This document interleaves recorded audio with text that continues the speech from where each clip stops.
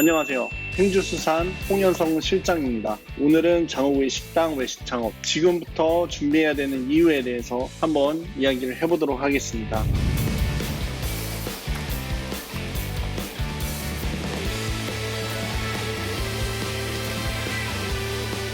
우선 장어구이 식당을 하시고자 한다면 몇 가지 포인트가 있습니다. 첫 번째, 성수기가 언제인지 그리고 비성수기가 언제인지를 명확히 알고 있어야 됩니다. 두 번째로, 믿을 수 있는 수산, 장어 유통망을 잘 알고 있어야 됩니다. 특히 일정한 고기의 사이즈, 국내산 정품, 정직한 중량, 배송의 유무, 시간, 영업 단가가 아닌 정상 유통 가격 등을 체크하셔야 하고, 예를 들어서 큰 사이즈의 고기를 사용하는 집에 작은 고기를 가져다 주면서 경험이 없는 식당 사장님들에게 수입산을 섞어서 비싼 가격에 판다든지, 혹은 중량을 쏘이거나 배송 시간이 일정하지 않거나 처음에만 영업 단가로 싸게 준다고 해놓고 나중에는 훨씬 더 비싼 가격으로 판매하는 등의 행위를 조심해야 됩니다. 세 번째로, 이 역시 두 번째와 비슷한 이야기인데, 신뢰할 수 있는 그런 수산이 굉장히 중요합니다. 그 이유는 장어는 완전 양식이 불가능하기 때문에 신생업체나 양만장과의 신뢰관계가 없는, 혹은 신용이 나쁜 그런 수산들과 이제 거래를 하게 되면 취업 수확량이 적어서 고기가 없을 때 고기를 구할 수가 없습니다. 그래서 장어구이 식당에서 장어가 없으면 식당 문 닫아야겠죠. 아무리 장사가 잘 돼도 장어 못 구하면 식당 문 닫아야 됩니다. 심지어 최근에 이상기후로 비도 많이 오고 날씨도 무덥고 막 이런 이상기후가 계속 펼쳐지고 있잖아요. 전 세계적으로. 이러면 치어 수확량은 현저하게 떨어질 가능성이 있다고 보시면 됩니다. 2021년 이전에는 치어가 많이 잡혀서 고기가 굉장히 많았고, 2020년에도 30% 정도가 떨어졌다고 해서 어느 정도 고기가 있을 거예요. 근데 2023년에는 여전히 고기가 많을까요? 내년에? 내후년에? 고기가 없으면 가격이 오르는 것도 물론이지만 돈을 준다고 해도 고기를 못 구한다는 것이 바로 이 완전 양식이 불가능한 이 민물장어 시장에서 빈번히 발생하는 현실이라고 알고 계셔야 됩니다. 네 번째로, 장사를 알아야겠죠. 얼마의 중량에 얼마의 가격에 판매를 할 것인지, 내가 어떤 전략을 갖고 어떠한 장점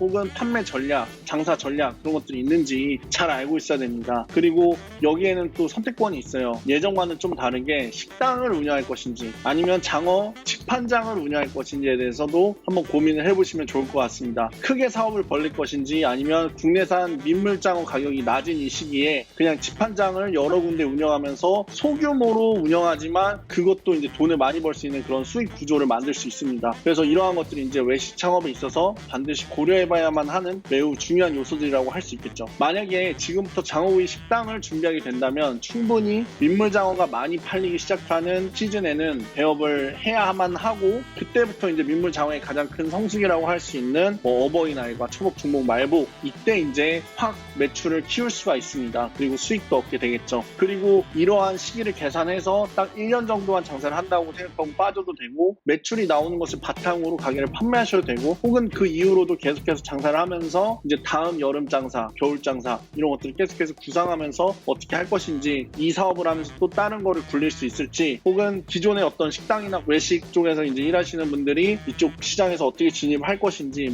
여러 가지 방법으로 정말 구상을 해볼 수도 있고, 창의력만 풍부하다면은 분명히 여기에는 돈을 벌 수 있는 그런 방법들이 많이 있다고 생각을 합니다. 또 요즘에는 고깃집을 운영하면서도 민물장어를 함께 판매하는 식당들도 점차적으로 늘어나고 있고, 분명한 사실은 민물장어 가격이 안정이 된다면 앞으로도 계속해서 그러한 현상이 나타날 것으로 보여진다는 것입니다. 다만 이거는 민물장어 가격이 안정이 된다는 전제 하에 얘기를 하는 거고요. 민물장어 가격이 안정된다는 거는 치어 수확량이 많아서 이제 민물장어 가격이 떨어지게 됐을 때를 얘기하는 거겠죠. 다만 이제 민물장어 가격이 오르게 되면은 소비자들에게 이제 기존 정량을 제공하는 거에서 어떻게 가격 변화를 줄 것인지, 그런 어떠한 장사 전략이나 내가 어떻게 소비자들한테 접근해서 정말 판매를 할 수 있을까, 이런 부분들에 대해서도 이제 외식 창업을 준비하고 계신 분들은 잘 알아야 되는 그런 부분이고요. 또 만약에 식당을 하려고 하면은 민물장어는 기본적으로 주차장이 있으면 좋고 좀 크게 하는 편이 유리하겠죠. 아무래도 요즘에는 좀 그렇습니다. 그리고 만약에 그 정도의 투자금이 어렵다면은 이제 성공적인 민물장어 직판장 이런 곳들을 좀 돌아다녀서 자리를 잘 잡고 이제 내가 할 수 있는 그런 방법, 작은 투자금으로 어느 정도의 수익금을 얻을 수 있는지 그런 것도 한번 계산을 해보시면은 생각보다 꽤 괜찮은 그런 투자 방법과 이 장사 전략, 그리고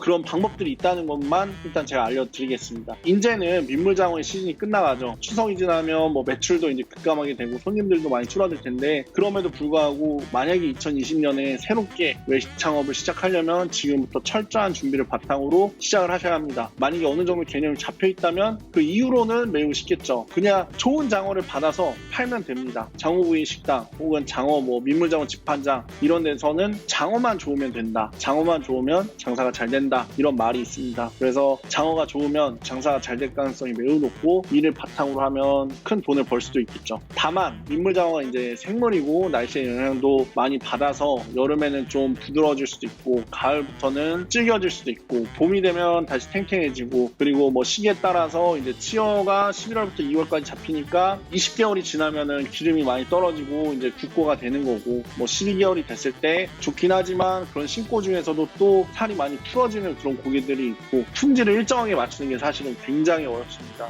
저희가 만약에 고기를 구하기 어려우면은 그냥 장어같이 생긴 것만 달라고 그렇게까지 할 때가 있어요, 식당 사장님들이. 근데 어쨌든 지금은 그런 상황은 아니니까 고기의 품질 차이가 있지만 그럼에도 불구하고 일정한 품질, 그리고 정확한 사이즈와 중량, 그리고 확실한 국내산 정품, 이러한 여러 가지 이제 요건들을, 오늘 영상은 여기까지. 감사합니다.